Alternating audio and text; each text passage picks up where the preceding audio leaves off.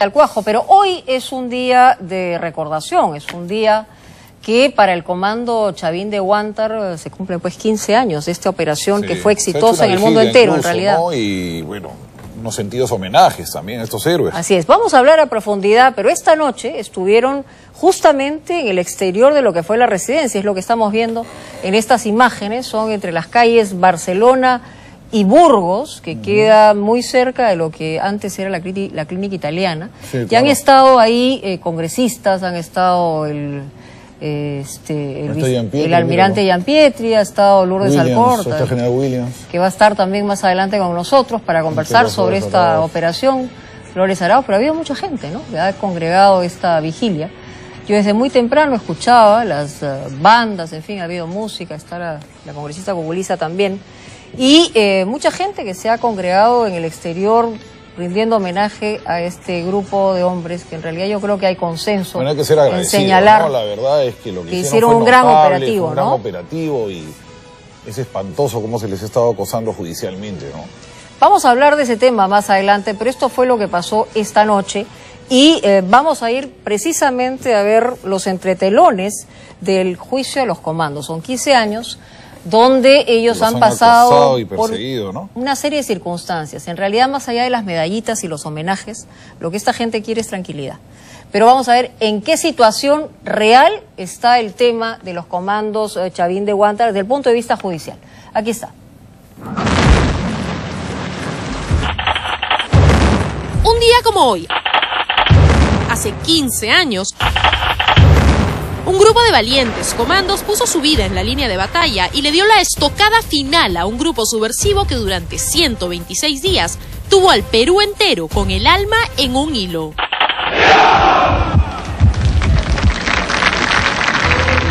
Es importante que la gente no se olvide de lo que pasó. No se olviden que las personas que entraron a rescatar a los rehenes arriesgaron sus vidas y algunos dieron sus vidas. Pusieron sus pechos a las balas del terror para terminar con una situación que tuvo en jaque al Estado peruano durante varios meses. 17 de diciembre, 8:20 p.m. 14 muchachitos, la mayoría de apenas 21 años, habían burlado el cerco de seguridad que se pensaba impenetrable. Escondidos en una ambulancia y armados hasta los dientes, consiguieron tomar el control de la residencia del embajador de Japón, donde se celebraba el cumpleaños 63 del emperador japonés. En la fiesta había cerca de 800 personas, la crème de los círculos sociales, políticos y diplomáticos peruanos. 72 personas quedaron como rehenes en la residencia de San Isidro. El Estado negociaba para ganar tiempo, pero en el patio de la Brigada de Fuerzas Especiales del Ejército, 140 comandos liderados por el entonces coronel José William Zapata se preparaba para recuperar la residencia, liberar a los rehenes y permitir que el Perú pueda volver a respirar tranquilo. 21 de abril. Nos reunimos primero en un coliseo, nos deseamos buena suerte también y hubieron un comando de cada elemento que elevó una oración a Dios. 22 de abril, 3:23 p.m. Se oyen 3 explosiones dentro de la residencia. Entre los comandos y en escasos 40 minutos todo había terminado. 2 comandos, Valeri Jiménez, perdieron la vida en los enfrentamientos. Uno de los rehenes, el magistrado Carlos Justi, fue herido y perdió la vida camino al hospital. Los 14 terroristas estaban muertos, o eso es lo que se pensaba. Y es francamente el colmo que 15 años después todavía no tengamos una versión final de la historia. Es el colmo que tras 15 años aún haya procesos judiciales sin terminar. 15 años después hay más opiniones que certezas. A lo largo de estos 15 años, lo único que ha hecho el Estado peruano ha sido enjuiciarlos y perseguirlos todo el tiempo. Estas personas siguen enjuiciados en estos momentos, no solo por la Corte Interamericana de Derechos Humanos, sino en estos momentos se encuentra pendiente de resolución en la Suprema.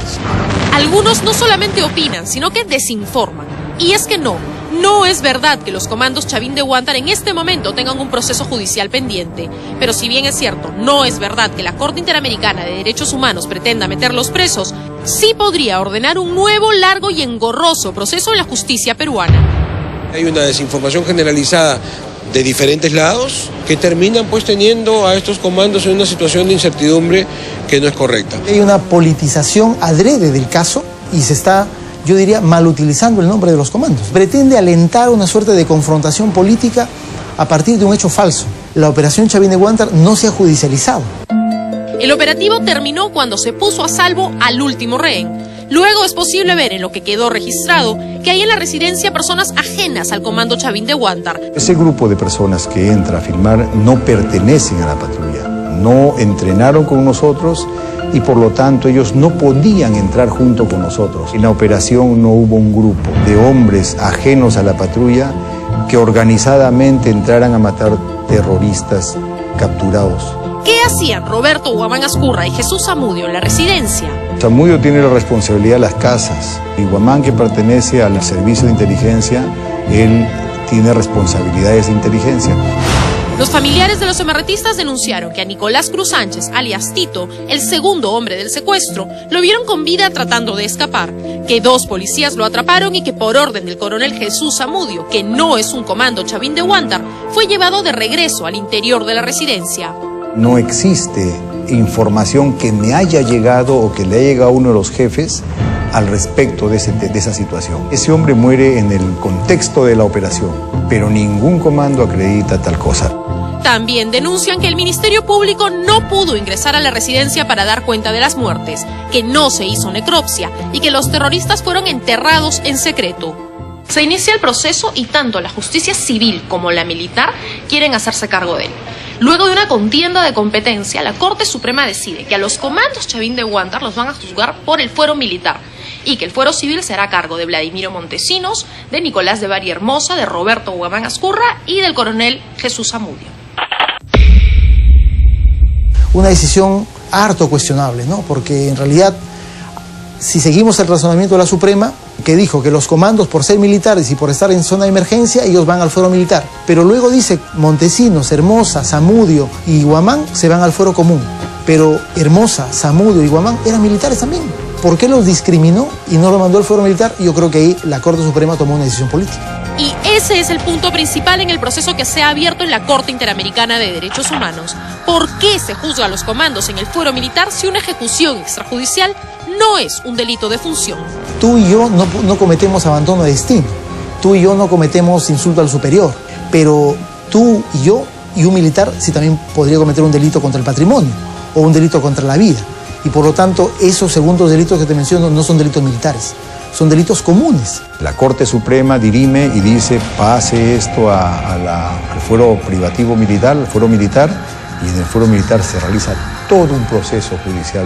Somos sobreseídos, no tenemos responsabilidad. Pero el vía crucis de los comandos no tiene cuándo acabar. En marzo del 2011, la Comisión Interamericana de Derechos Humanos emitió un informe en el que recomienda que 1. Se reparen las violaciones de derechos humanos material y moralmente.